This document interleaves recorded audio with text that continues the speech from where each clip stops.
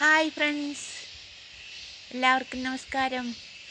ഞാൻ കുറച്ച് ഔഷധ ചെടികളെ പരിചയപ്പെടുത്താം. നമുക്ക് ചെറിയ ചെറിയ കാര്യങ്ങളൊക്കെ കാലിലൊക്കെ ഉളുക്കോ ചതയോ നീരോ ഒക്കെ വരുമ്പോൾ ഒക്കെ പുരട്ടാനൊക്കെ പറ്റുന്ന അങ്ങനെയൊക്കെയുള്ള കുറേ ഔഷധ ചെടികൾ നോക്കാം. ഒന്നാമത്തേതാണ് ഇത്, നീരൂറ്റി എന്ന് പറയും. ഇതിൻ്റെ ഇല കണ്ടോ, പച്ചക്കളറും അല്ല ചുമലയും അല്ല, പച്ചയും ചുമലയും കൂടെ ചേർന്നൊരു കളറാണ്.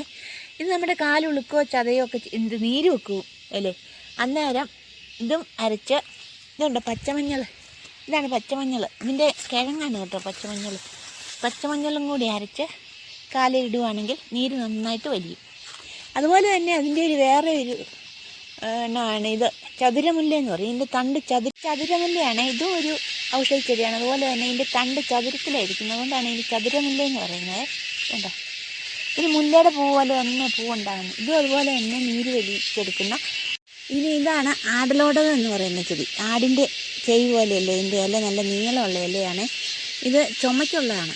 ആട്ടിൻപാലിനകത്ത് ഈ ഇല ഇട്ട് തിളപ്പിച്ച് കുടിക്കുകയാണെങ്കിൽ ചുമയൊക്കെ മാറും. മുട്ടയ്ക്ക് കൂടി ഇട്ട് കഴിച്ചാലും, ഇതിൻ്റെ ഇലയും കൂടി ഇട്ട് പൊരിച്ച് കഴിച്ചാലും ചുമ മാറും. ശ്വാസകോശം ശുദ്ധീകരിക്കുന്ന സാധനമാണ് ആടലോടകം. ഇത് നമ്മുടെ തുളസി എല്ലാവർക്കും അറിയാമല്ലോ, എല്ലാ വീട്ടിലും ഉള്ളതാണ് തുളസി.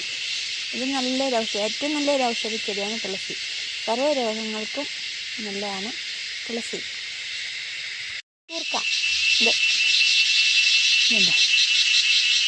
ഇത് കുഞ്ഞു കുട്ടികൾക്കൊക്കെ പനിയൊക്കെ വരുമ്പോൾ ഇതിൻ്റെ വെള്ളമൊക്കെ ഇതിൻ്റെ ഇലയിട്ട് വെള്ളം തിളപ്പിച്ച് കുളിപ്പിക്കുകയാണെങ്കിൽ പനിയൊക്കെ പോവും. പിന്നെ നമ്മളിത് തിളപ്പിച്ച് ശർക്കരയൊക്കെ ഇട്ട് ചുക്കും കുരുമുളകൊക്കെ ഇട്ട് കഷായം വെച്ച് കുടിക്കുകയാണെങ്കിൽ പനിയൊക്കെ പോവും. ഇതൊരു നാരകമാണ് കേട്ടോ. ഒരു ചാമ്പ, ഇങ്ങനെയൊക്കെയുള്ള ചെടികളുണ്ട്.